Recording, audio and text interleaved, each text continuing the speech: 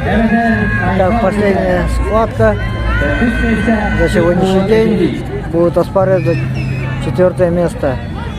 Первая тройка лидеров уже известна. Первое место Джилстан Агвишин.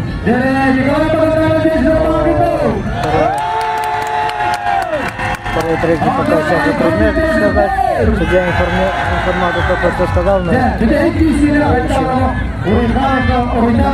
расслышал. Первую схватку выиграл Айкал Бильтеса, Верхнеанглийский улус.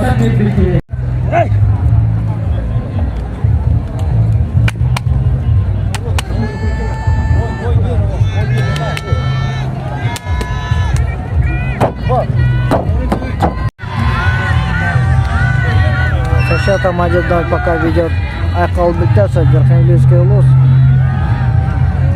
Схватка за 4 место. Проигравший займет 5 место. Со счетом 2-0 вырывает победу Айкал Бильтеса и занимает 4 место по перетягиванию палки.